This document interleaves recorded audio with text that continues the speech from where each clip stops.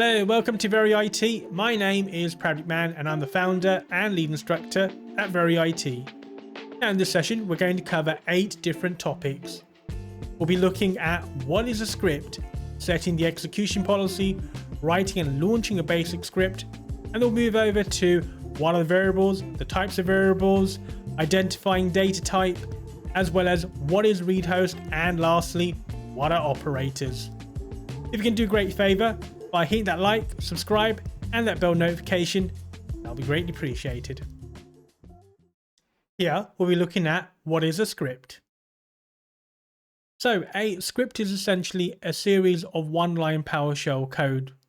It's a collection of them. Now, potentially, you could write a script in one line.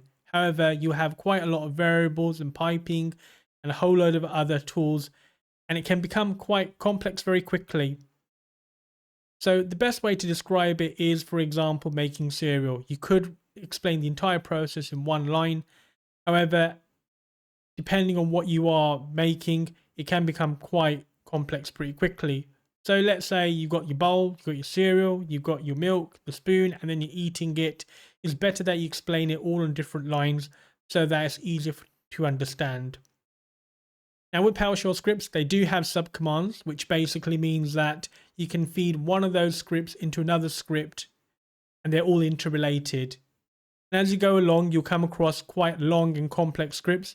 But the great thing throughout this course is we'll be running through them so that you learn in a modular way and you're able to break it down and understand it a lot more easily. Here, we'll be looking at setting an execution policy. Now, the execution policy is what will enable you to use PowerShell ISE to be able to run multiple lines of script. Now, in order to do so, you need to firstly run your PowerShell ISE as an administrator. You need to elevate it. Upon doing so, you can then in turn check that your execution policy is set to unrestricted. Now, in order to do so, we're going to run the get-execution policy. So if I use that one here, get-execution policy, we're going to use the IntelliSense and press a tab so we can auto-populate it. And upon doing so, you can see that it is in fact restricted. This will mean that it won't be able to run multiple lines of PowerShell script. In order to unlock that and make that unrestricted, we're going to run the second script, which is the set-execution policy, and we're going to ensure that that is set to unrestricted. And upon doing so, we're going to be presented with a dialog box about the execution policy change, essentially saying, do you want to change the execution policy? To which we'll reply yes to all. Now, upon doing so, we can now in turn check that the execution policy has now been set to unrestricted. So we're going to just press the up arrow on our cursor and we're going to toggle it over back to the get-execution policy. And now you should find that the output, instead of it being restricted, is now unrestricted. So what does that mean in layman's terms? Well, it basically means you're now able to run multiple lines of script. So for instance, if we were to go to, I'll just do it again here. So if we were to open up a new tab and we're going to run 2 lines of scripts at the same time. So if we were to start with get-local user, and let's say the second one's going to be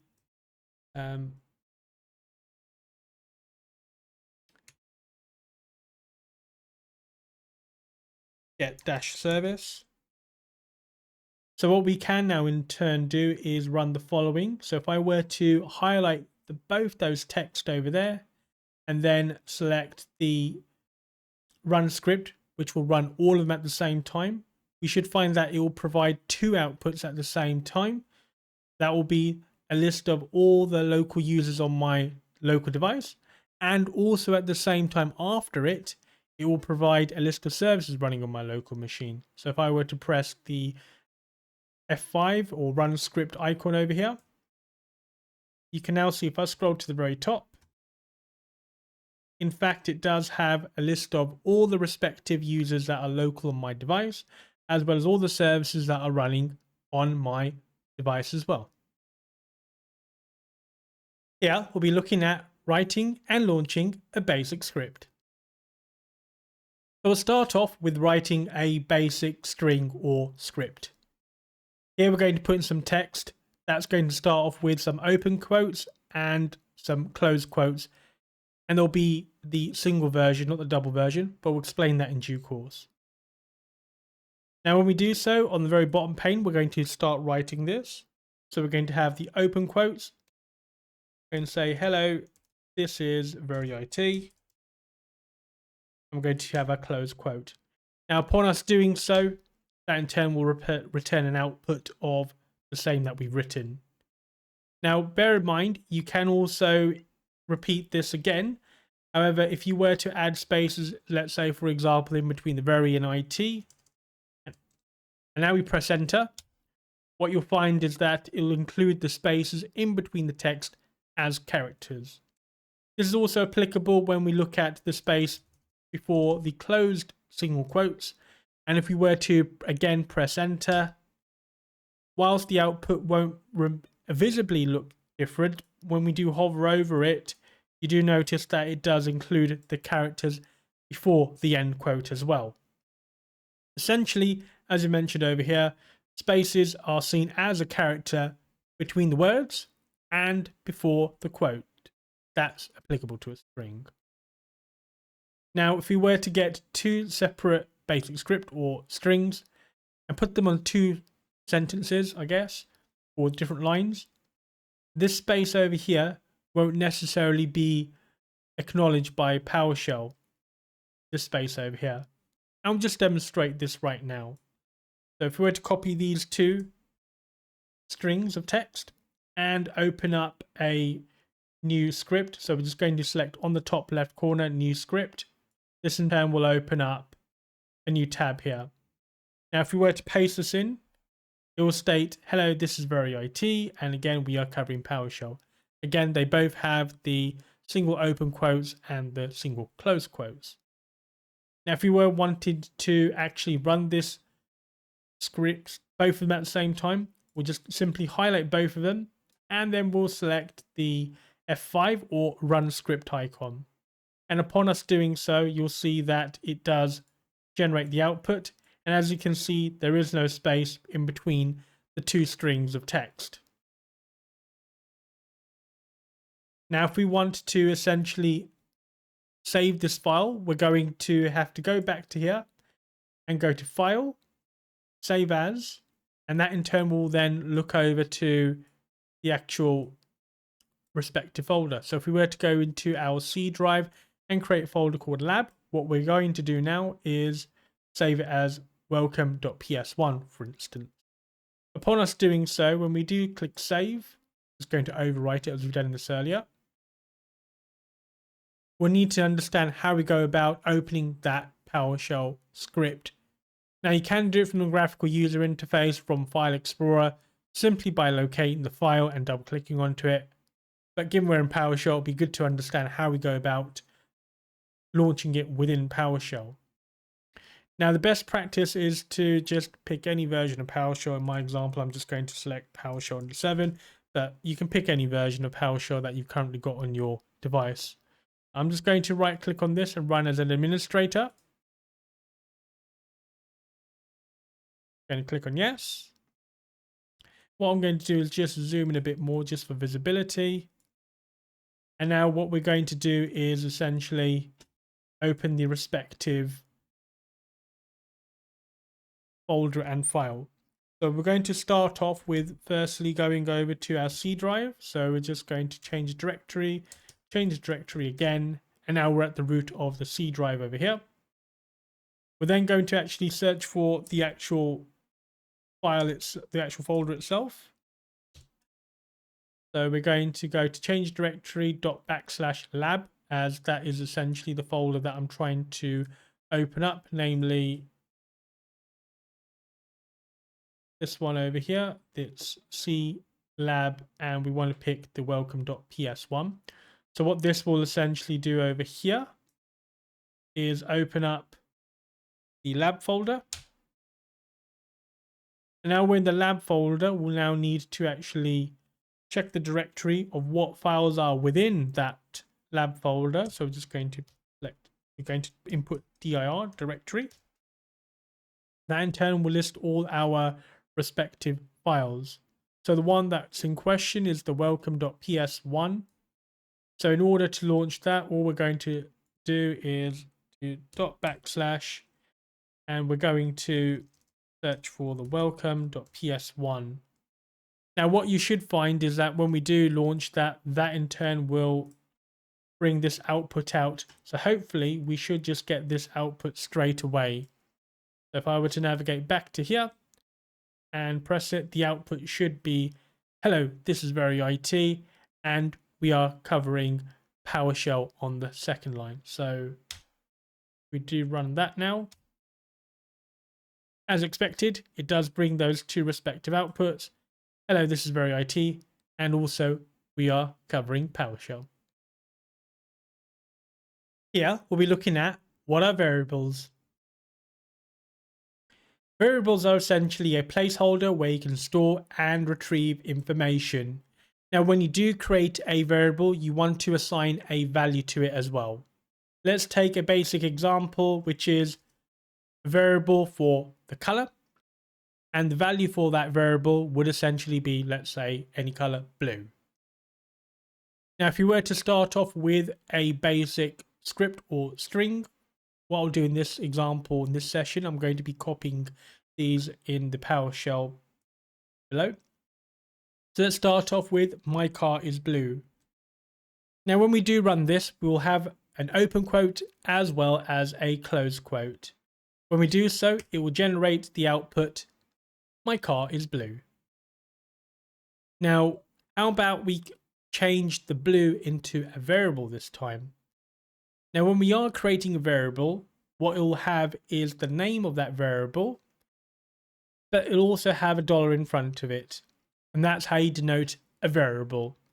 To assign it a value, you'll have an equal sign, and that in turn will also have what exactly you want to assign a value for that variable. In this example here, we're going to be using the string text blue. Now, whenever you're using the string text, you need to have the quotes around it. We'll be using the single quote blue. So when we do so, and we run this one, so we're going to copy that.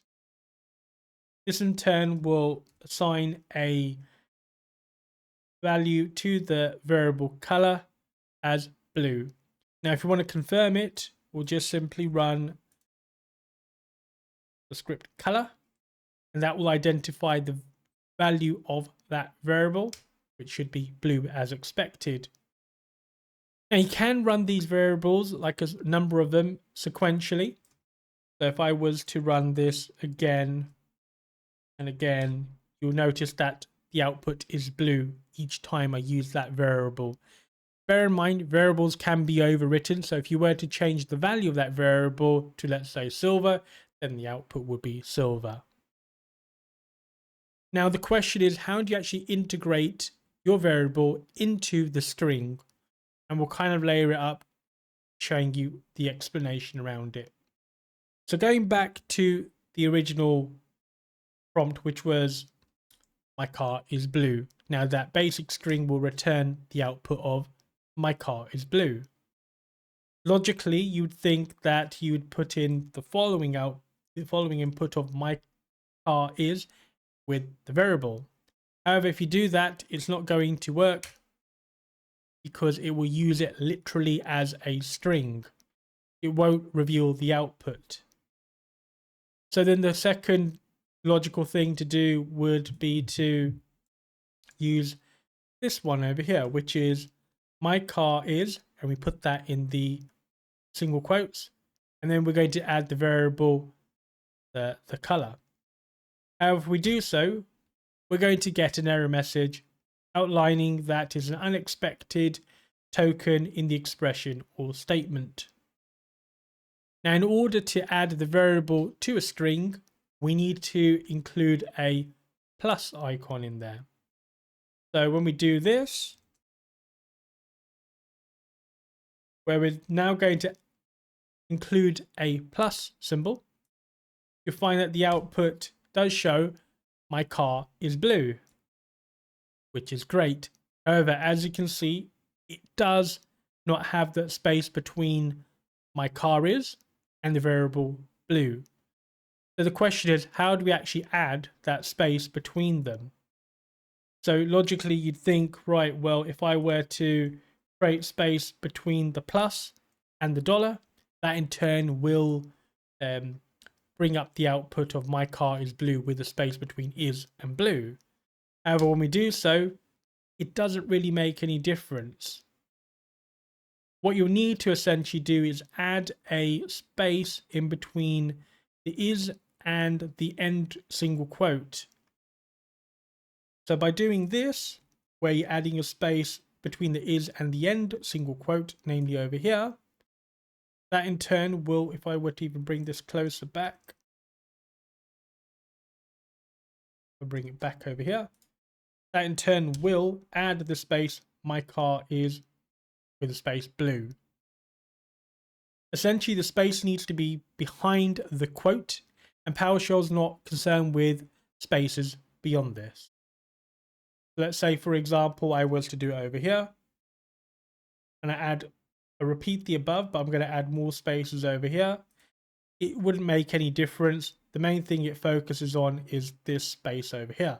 So if I was to now use this one, you'll see that the output is still the same. Essentially, PowerShell is not concerned with spaces after the plus. Now the question is, how do we actually add an additional string of text to this one over here? So if I was to repeat this again, my car is, and I add the color, what we'll need to do is add a plus, and we'll need to add that string. Now, unlike the first part where we say my car is, we added the space at before the end quote to have that space between is and blue. Now, if we want to have some space between the blue and it is, what we'll need to do is add a space before the beginning or after the beginning of the open quotes. Now, if I do so, we're going to find, as expected, it does have space between the blue and it is really nice, as expected. Now, we can change the variable. So, for instance, if I said that the color variable is now going to be silver this time, we were to use that as part of our variable and press enter, we can confirm that that does have the variable stored as silver by repeating the above. And you can see that the variable is in fact silver. So now if we were to repeat our original script and make sure that that variable does update from blue to silver, we should get my car is silver, it is really nice. And as expected, it does outline that. Essentially what we are trying to show is that the variable can be changed and overwritten and fed into an existing script. Just to finish off, what we can do is open up a new tab and PowerShell run the script in order, and the variables can be overwritten. So for instance, if I was to copy this, open up another tab, I'm just going to close this one for a moment. File, I'm going to select the new script on the top left corner. I'm going to paste this in over here. And what I can do is have a variable stored as blue and feed it into this script here, my car is, and add the variable color, followed by the additional string, it is really nice, and we've got the respective spaces between the end quote as well as the open quote for both of the respective strings over here. So if I was to now in turn run this, we start off with the color is blue and as a variable, and if I was to input that into this script over here, and the variable should show in this string as my car is blue, it is really nice, as outlined over here. Again, if I was to store this variable this time as silver, you can now see if I was to run this same script again, it now updates, instead of saying my car is blue, it is really nice, it now outlines my car is silver, it is really nice. And that's essentially how you go about understanding what the variable is, assigning a value to a variable, how you also go about inputting that into a string and generating your required output. Here, we'll be looking at the types of variables. Here we'll be concerned with 4 types of variables. So firstly, we have integers. They are essentially whole numbers. It could include things such as 1, 2, 3, 4, 5, 6, etc. Secondly, we have strings. Now, strings are going to be text often.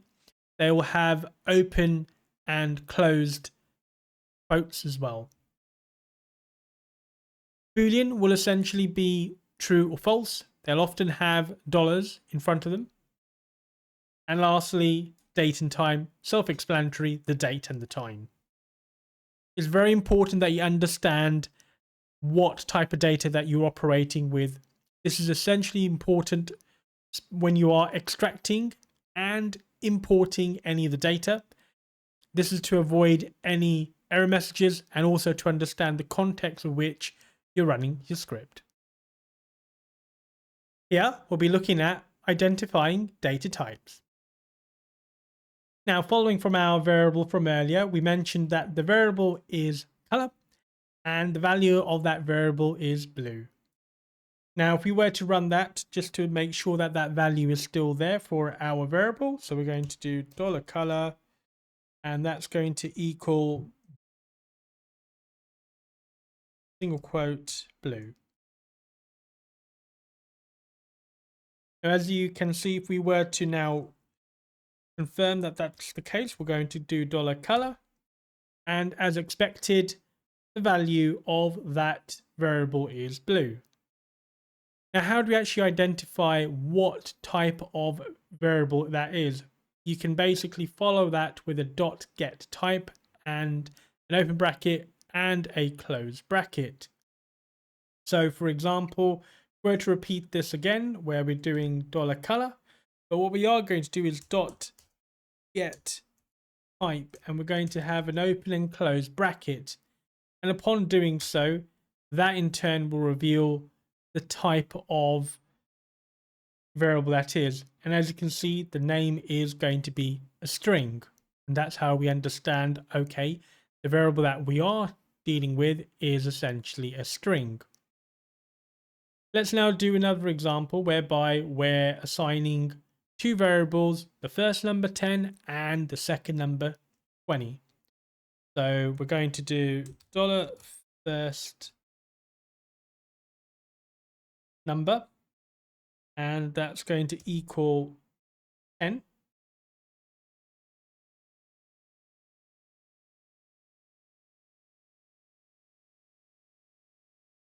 We're then going to assign our second number 20. So the variable is going to be called second number, and that in turn will be assigned a value of 20. Now, if we were to go back to our variable of first number, that returns a value of 10 as expected. And similarly, if we were to repeat that for second number, that in turn will return the value of the variable second number 20. So now if we were to add both the first number and the second number, we should essentially get an integer value of 30. 10 plus 20 is 30. Let's try that, see what happens. So if we do our first number again, $first number, which is our variable, then we're going to add it with our second variable. We're going to have a dollar, again, second number. If we were to add both of those, as expected, it does bring a value of 30. So PowerShell is basically intelligent enough to understand it's not dealing with a string, but an integer. And it will mean that it is an integer and it's going to be 32-bit. That's what int32 does mean over here. So if we want to understand the type that we're dealing with, we obviously know we're dealing with numbers, but how do we actually confirm that? All we need to do is go back to our variable and we're going to add a .get type with an open bracket, close bracket. So let's do that now. We do our first number. We're going to do .get type, open and close bracket. And you can see that it does have int, which essentially stands for integer. Likewise, if we were to repeat that for the second number variable, and we do a .get type, again, open and close bracket. Once again, we do get a output of integer and it's 32-bit again. And that's how we confirm that the output is essentially an integer. Now, what we can do as well is store a variable for both the variables. So essentially what we're doing is we've got the first number as our first variable, we've got the second number as our second variable, and what we're going to do is assign the sum of that as total, the third variable. So what we're going to do is do $total, and that in turn is going to equal the variable first number plus the variable our second number. And what you'll find is it's not going to generate an output. But that being said, if we were to now bring over our $total, that should in turn bring the output of 30, namely the first number, which is 10, and the second number, which is 20. 10 plus 20 is 30. Now, again, we can essentially establish the type of that by adding a .get type to the end of the variable total. So if we do that now,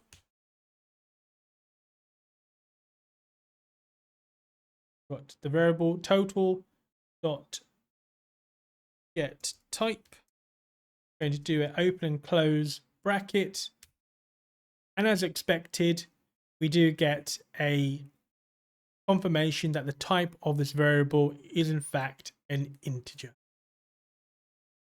There may be a scenario whereby you have a variable that is an integer, however you want to treat it like a text. And why would you do that?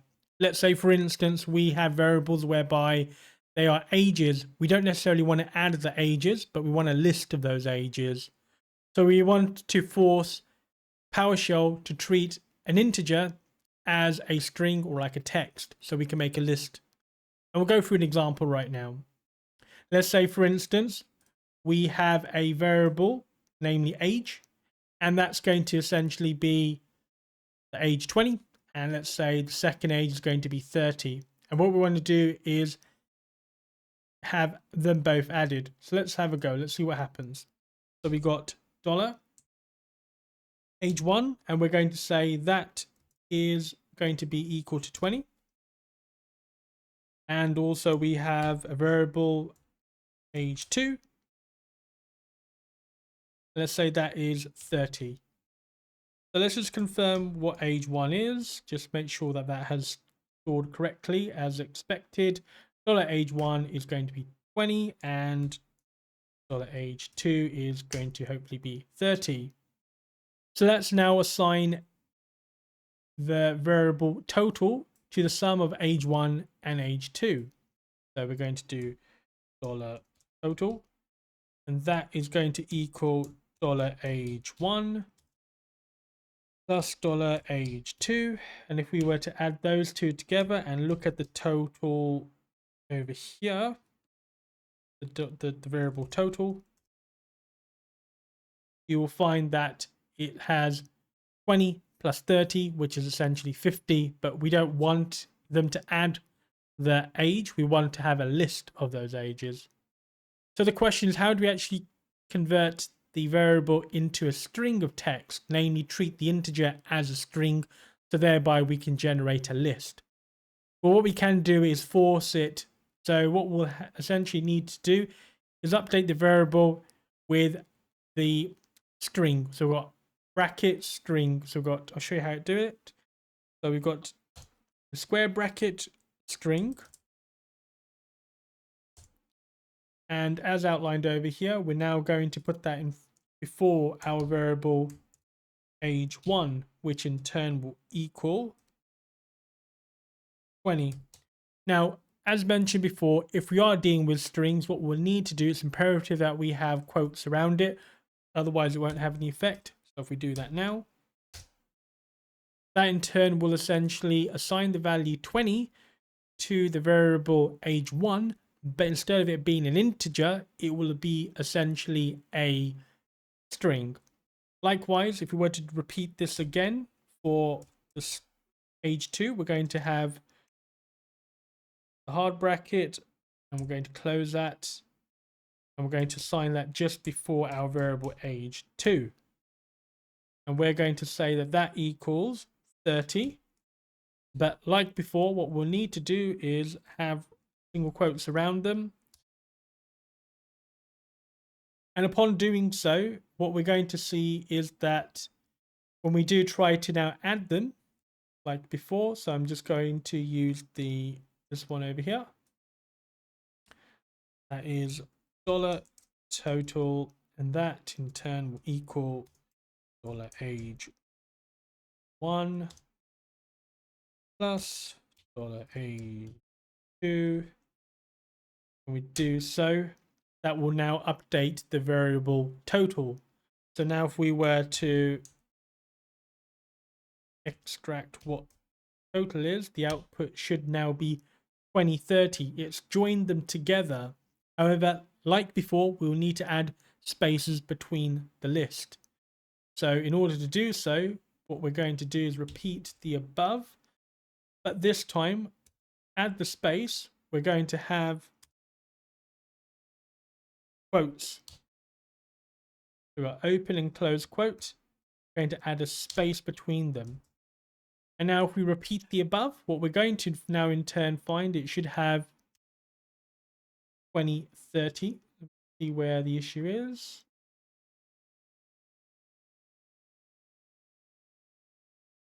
We've got the total is equal to $age1 plus open quote, close quote. I've got to also add plus here as well.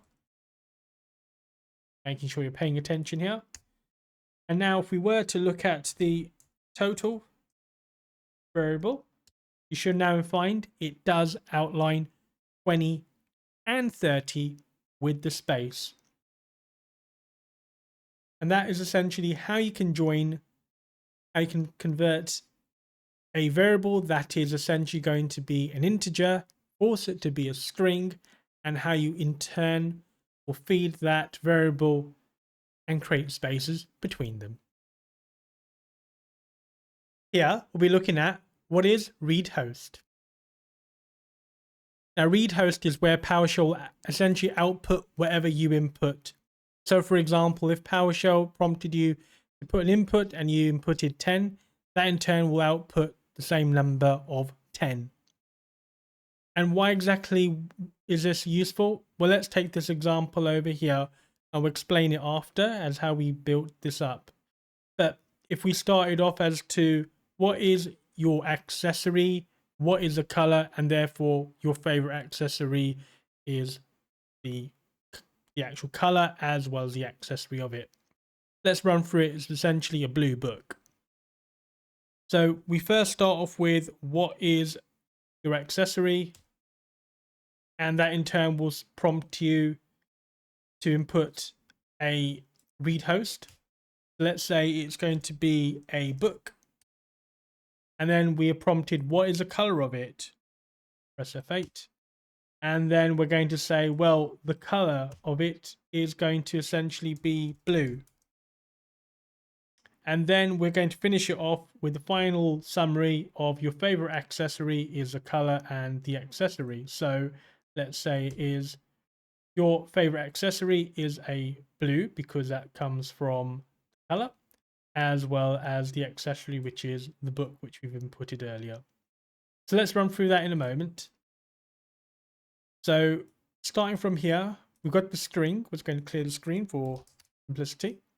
We start off with what is your accessory. So we're just going to use that string.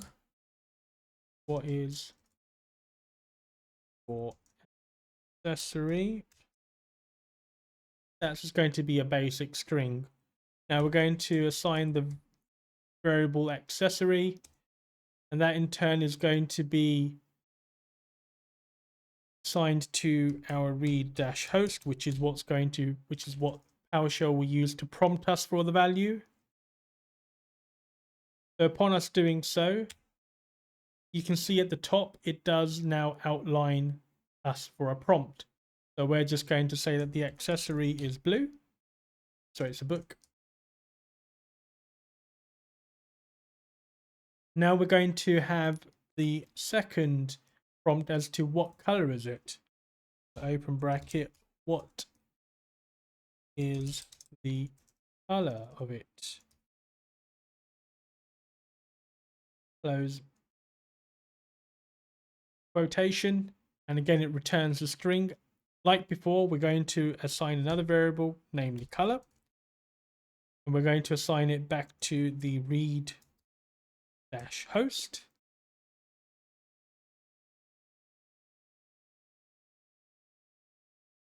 And upon doing so, like before, as you can see, there's a red prompt at the very top.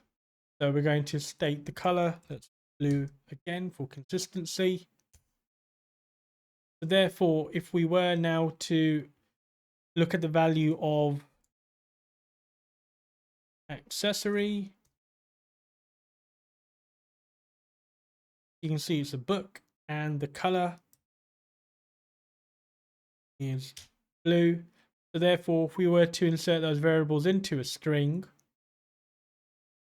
namely open bracket, so open quote, your favorite accessory is a, and we're going to put space at the end of a to give a bit of space. The close quote, we're going to use the plus symbol for concatenation, and then we're going to have our dollar color, which is the actual variable. We're going to string it again, and we're going to use an open quote, put a space, close quote. We're going to add another plus icon, then dollar accessory, which is our second variable. So now if we were to run this, you can now see, not favorite correctly, apologies, that your favorite accessory is a blue book. And that's essentially what you use for read-host. If you want to ensure that your variables are essentially going to be a string, then you'll need to use the hard bracket string before your variables to ensure that it doesn't get mixed up with any other ones, namely could be date time, could be boolean, could be the integer. You want to use the hard bracket string in order to ensure that your output for your variable is a string. Here we'll be looking at what are operators. Now within PowerShell there are 5 different types of operators we'll be concerned with. So they are add, subtract, multiply, divide, as well as mod or remainder. Now in this example, we're going to just run through very basic mental math arithmetic. 100 plus 200 is obviously 300, and 300 minus 100 is 200. Let's start off with those. So we've got 100 plus 200, this one over here, is going to be 300 as expected. And then 300 minus 100 is 200 as expected. Now, before we continue, what we're going to do is run through this example below here. I'll just show what we're trying to build here. So what it prompts you to is, what this is going to be doing is requesting you to provide one number at random and a second number at random. And then what it will do is in turn add the two numbers together and provide an output saying the sum of the two numbers is the total. So let's do an example here, run through. So we'll be writing it after this, but I'm just going to use the shortcuts here for now. So I'm going to press F8 as I run these one by one. So give me your first random number, and that's going to provide that string there. Secondly, we're going to now say that the variable number one is allocated to a read host, so it should prompt us to provide an input. So if I do so, you can see that it now will initiate the operation whereby it's prompting me to input a random number. Let's say I'm going to put 100 and press enter. Again, we're going to run the second string over here, which is give me your second random number. And again, we're going to assign a value to the variable number 2. Again, it initiates the operation to input a value. So let's say we're going to put 200 now. So now we're going to use the total variable, and we're going to have that is a sum of the two variables, number 1 and number 2. So that would essentially be this. It won't necessarily provide an output until we go to the total itself, this one over here. And that should be 100 plus 200, which is 300, as expected. So we can finish off the statement by saying the sum of, and we've got to make sure that there is a space at the end of, so there's a space between our output and at the beginning of and at the end of and that we have the variable number 2, and again we've got the respective spaces. Essentially, when we do it, it will be that the sum of 100 plus 200 is 300. So that's what it should generate. Where to run that, you can see the sum of 100, which is number 1, and the number 200, which is number 2 variable, provides the variable of total, which is 300. Let's run through that just in terms of building it. So what we're going to do is clear screen. So we're now going to start off with give me your first number. So we're going to open quote, give me first number, close quote, and that's going to be the string. To ensure that our number 1 variable is definitely an integer, what we'll need to do is use hard brackets int before our variable number 1. That way it doesn't get confused that it may be a string. So if I were to do that, so I'm just going to run the second one over here, which is hard bracket int, and we're going to do number 1, and we're going to say equals read dash host. And that should now prompt us to enter a value, for which we'll say 100. And then what we'll do is run the second string, which is give me your second random number. Second random dollar. And now it provides a string of give me your second random number as expected. Again, we're going to ensure that our variable number 2 is definitely an integer by using the hard brackets int before our number 2, and then assign it to the value of read-host, which would in turn prompt us to input number of our choice. So I'm just going to do $int close. I'm going to do hard bracket int close bracket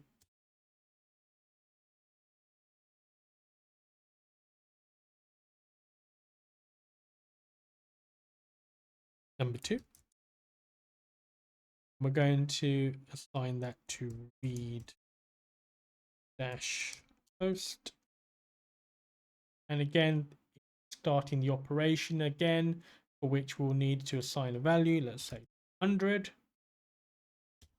So again, we're going to assign the total to the total of the variable number 1 and the variable number 2. Dollar total equals dollar number 1 plus dollar 2. That in turn will be the sum of number 1, which is 100, and number 2, which is 200, which should hopefully return an output of 300. So if I were to confirm variable of total, that should in turn hopefully return 300 as expected. So now what I want to finish it off with is the actual statement, and just make sure that we are compiling it whereby we are joining the integer, we're joining our read dash host values, and we're putting it within the string with the respective spaces. So we're going to do last statement over here, which is open bracket, so open quote, the sum of, make sure that there is a space at the end of the quote. We're going to concatenate it, and we're going to find our first variable, namely number 1. Concatenate that. We are going to have an open bracket, put a space, and to make sure there's space, and also space at the end of and. Then we're going to add, and we're going to use 2. Going to concatenate that, open quote, space after the is, close quote, add the total. So essentially the sum of with the space, and it should be number 1, which is 100, and got the spaces between them, number 2, which is 200, and that should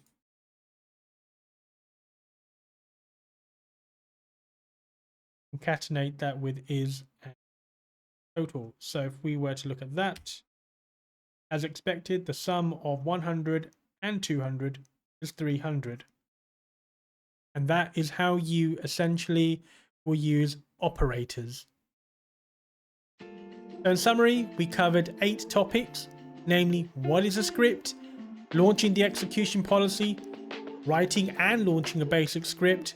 Then we moved over to what are the variables, the types of variables, identifying the data types, what is read host, and lastly, what are operators. Hopefully you found that session really useful. If you can do a great favor by hitting that like, subscribe, and that bell notification, that would be greatly appreciated.